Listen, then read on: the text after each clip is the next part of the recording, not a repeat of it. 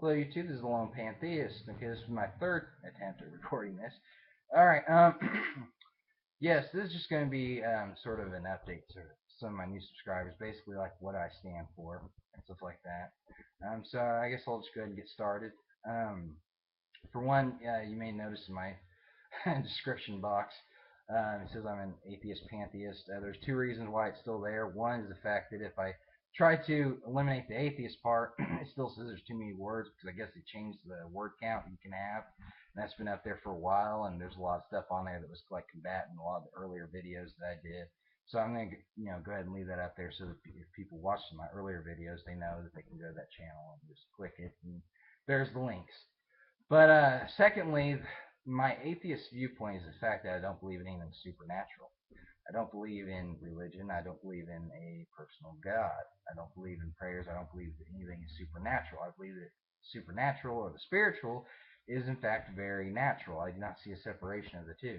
In fact, I am very confused as to how people could even make that distinction. Okay.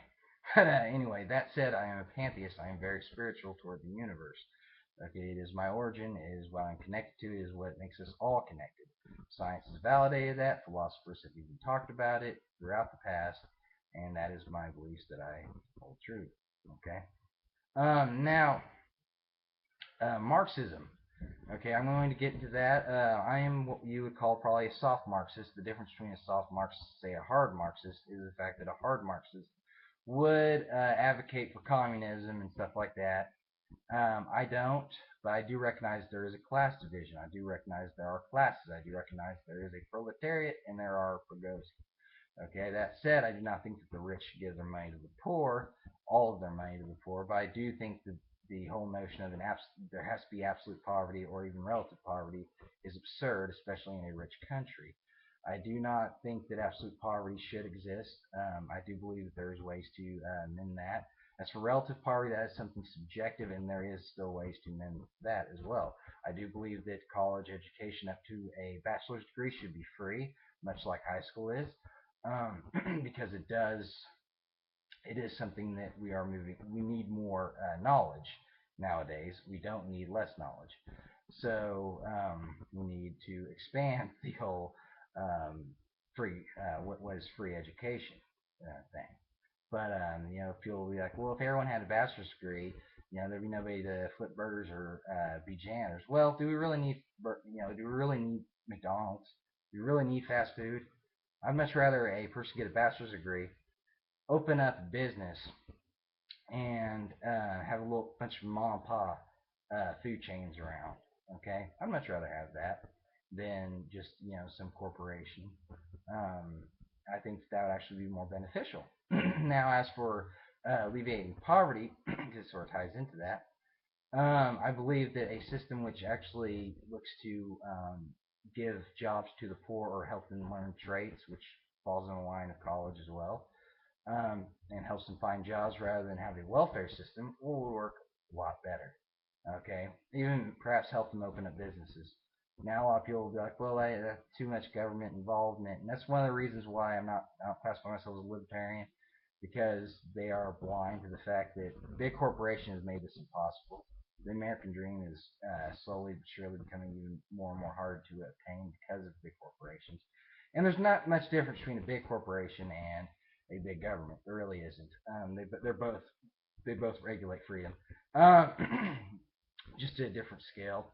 Now, as for my beliefs on race, because they're race and ethnicity. Okay, I understand that there are certain traits that can be considered part of heredity and stuff like that, but for the most part, it is social construct, and the fact that it is their attitudes or what people will say, oh, that's how that race acts, that's how that race acts, is all down to their culture.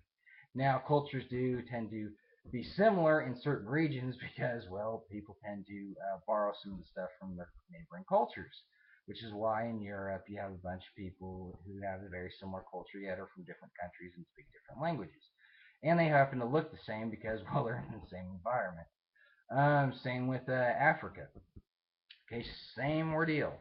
All right. In fact, in Africa, the differences are even more pronounced because it's a lot bigger of a playing field than, say, Europe. Asia too. Asia is one of the bigger places where you can see by region there's these different cultures and different what we call ethnicities or races.